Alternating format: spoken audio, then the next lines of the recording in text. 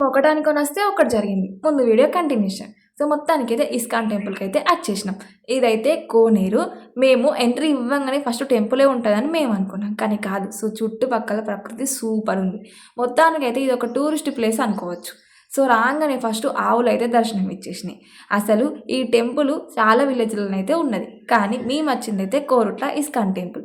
So, మీరెంతమంది చూసిరనేది అయితే comment చేసుడు మర్చిపోకుర్రి. So, అసలు ఆ రాధాకృష్ణుల వారిని చూడంగానే 2 కళ్ళు సరిపోలేవు. అంత బావుంది. నిజంగా సో, హరే రామ, హరే కృష్ణ అని చెప్పి అనుకోరి మీ మనసులో మీరే.